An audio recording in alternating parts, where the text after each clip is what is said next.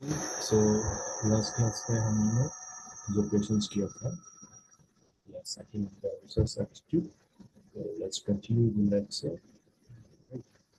You can let's say कर लेते हैं इसको. तो ये first question है, if all cats are mammals, then some mammals are animals. तो सब बात है इसको. If all cats are mammals, then some mammals are animals. तो obviously यहाँ पे कर लिया हुआ है. If we draw the Venn diagram, so is cats and all cats are क्या है? Mammals दिया हुआ है, right? And some mammals are animals. ये mammals में कोई animals है, right? तो क्या हम बोल सकते हैं? Some animals are cats. Of course हम बोल सकते हैं. Some cats are not mammals. ये नहीं बोल सकते क्योंकि all cats are mammals. Some mammals are not animals. ये हम डायरेक्टली नहीं बोल सकते, बट एक चीज जरूर हम बोल सकते हैं, some animals are cats. ठीक है. Since all cats are mammals and some mammals are animals, it logically follows that some animals are cats.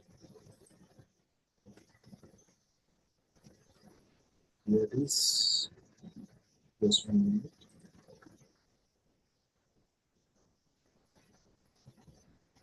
Then in a data set, what is mode? Obviously, mode क्या होता है? जो most frequently occurring value होता है ना, उसको हम क्या बोलते हैं? Mode. The answer will be most frequently occurring value. Mode is the what value that appears most frequently in the data. एक data set में जो point सबसे ज़्यादा times के लिए occur होता है, उसको हम क्या बोलते हैं? Mode. Next, URL. URL stands for क्या है? Uniform Resource Locator.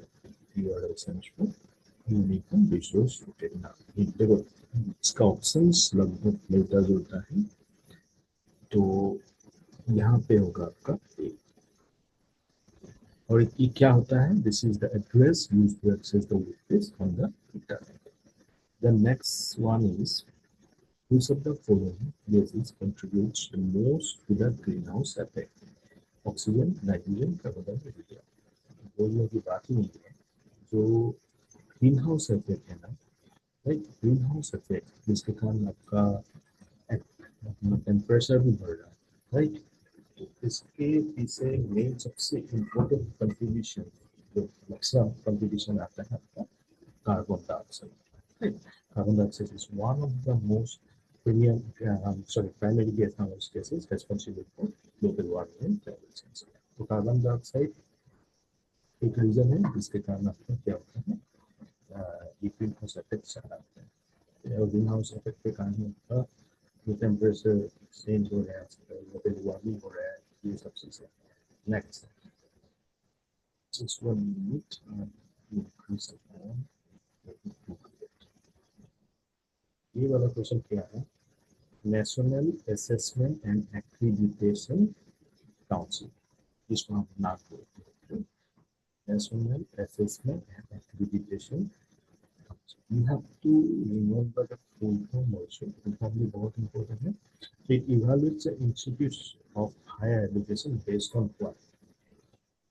Financial status, infrastructure, teaching, research infrastructure, student population. तो याद रखना, इसमें हम टीचिंग भी देखते हैं, रिसर्च भी देखते हैं, इंफ्रास्ट्रक्चर भी देखते हैं. So option C will be the correct option. Not evaluates institution of several factors, including the quality of teaching. teaching का quality क्या है, research output क्या है.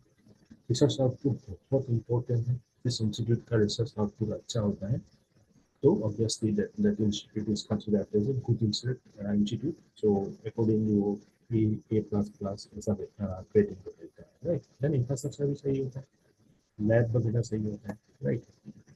Okay, next, formative evaluation is primarily aimed at. तो formative evaluation मैंने पहले पहला lecture में बताया था. What is that? This is conducted during the instructional process to provide feedback for improvement. हमें अपना जो क्या है इंस्ट्रक्शन प्रोसेस को, जो भी इवैल्यूएशन होता है, इवैल्यूएशन हम इसलिए करते हैं ताकि नेक्स्ट टाइम इम्प्रूवमेंट्स कर पाए. तो ये फॉर्मेटिव इवैल्यूएशन हमेशा इंस्ट्रक्शनल प्रोसेस में होता है ताकि फीडबैक लेके हम improvise further, right? यहाँ ऑप्शंस को हम देखेंगे तो obviously this is improving the teaching learning process during the course. हम फीडबैक लेंगे कि इसमें और क्या सुधार करना चाहिए, क्या इसमें और इम्प्रूव करना चाहिए, राइट?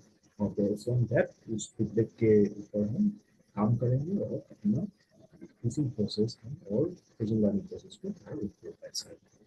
लास्ट क्वेश्चन देखते हैं. Which of the following method is most appropriate for studying attitude और ओपिनियन? एटीट्यूड को स्टडी करने के लिए कौन सा सबसे यहाँ पे दिए गए मेथड में से एप्रोप्रिएट है?